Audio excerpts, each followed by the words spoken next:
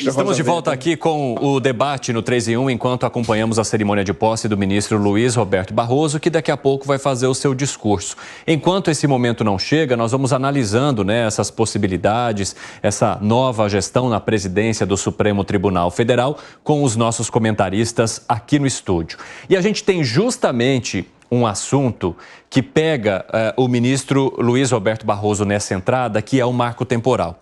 O Supremo Tribunal Federal definindo nessa quarta-feira como seria o marco temporal, as regras, a questão de indenização para proprietários de boa-fé, ao mesmo tempo em que o Senado aprovava a permanência do marco temporal por mais de 40 votos, sendo que esse mesmo marco temporal foi derrubado pelo Supremo Tribunal Federal por 9-2. Como que vocês enxergam que esse debate vai se dar agora com uma nova presidência no Supremo, em Alangani? Olha, pode gerar uma baita crise institucional. Pode ser um marco temporal do início dessa crise institucional.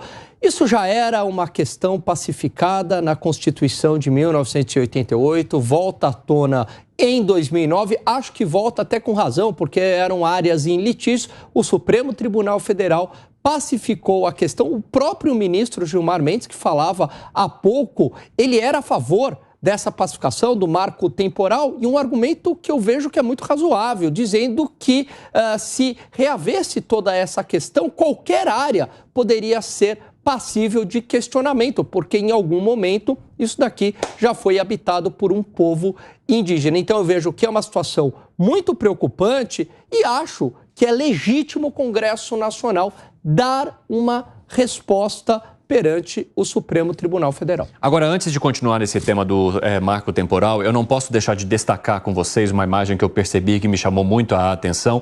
Primeiro, o discurso do ministro Gilmar Mendes elogiando os vários feitos do ministro Barroso em várias decisões que foram tomadas ali no Supremo Tribunal Federal.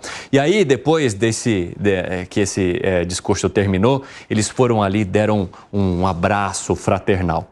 Só que a gente lembra, que em vários momentos eles trocaram farpas assim poderosas. Inclusive eu lembro de uma frase, eu estava lembrando e aí eu procurei exatamente, em que o ministro Barroso disse que o Gilmar Mendes era mistura do mal com atraso e pitadas de psicopatia. Isso aí rendeu muito debate à época, há alguns anos. E como vocês entendem que o tempo e a conjuntura política vai fazendo esse cenário se alterar? Traz essas modificações para as relações dos próprios ministros do STF, Gustavo Segré.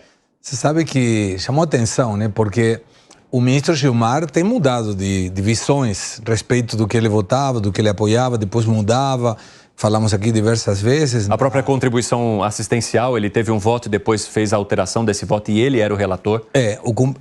Mais ainda, o cumprimento de prisão efetiva depois de sentença em segunda instância. Mas março de 2018... O Barroso disse a Gilmar: Vossa Excelência é uma pessoa horrível. É uma desonra para esse tribunal com seu temperamento agressivo, grosseiro e rude. Em 2021, de novo tiveram um problema. Mas em 2017, outubro, o Gilmar Mendes e Barroso tiveram outro bate-boca. O Barroso falou que seu colega tem parceria com a aleniência em relação a crimes de colarinho branco. Ou seja, estou dizendo, você está permitindo corrupção. Sim. Esses eram os elogios que eles cruzaram. Mas agora é tudo paz e amor. No governo de paz e amor, priva paz e amor também entre os ministros, que às vezes se xingam de todas as cores, mas sempre priorizando Sua Excelência, Vossa Excelência, e depois vem tudo final depois.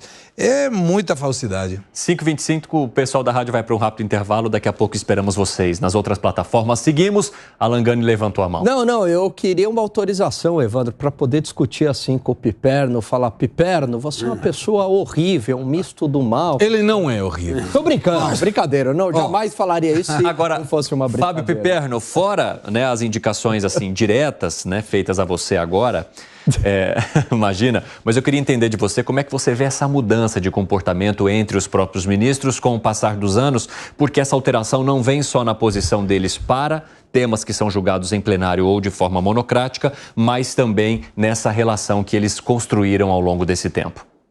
Os ministros, claro, eles são humanos. Eu fico imaginando, por exemplo, como é o encontro, a reunião dos cardeais para escolher um papa. Eu duvido que, olha, então, o senhor, né, eu gosto muito do senhor, mas discordo um pouquinho dessa posição. Então, é claro que não deve ser assim. Da mesma forma que lá, intramuros, e até mesmo já a partir do momento em que as sessões passaram a ser exibidas pela TV Justiça, é claro que a gente passou a conhecer mais das entranhas do tribunal. Veja, o ministro Gilmar Mendes, por exemplo, eu levantava aqui um histórico de atritos, não só com o Barroso, mas com o Lewandowski, com o Joaquim Barbosa, e agora há pouco ele fez um elogio ao presidente Lula. Aliás, elogiou o Fernando Henrique Cardoso e o Lula. Muito bem, em relação ao Lula.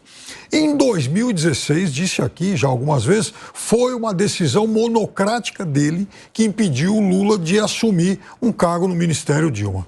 Muito bem. Pouco depois, alguns anos depois, ele disse que o Brasil devia um julgamento honesto ao presidente Lula.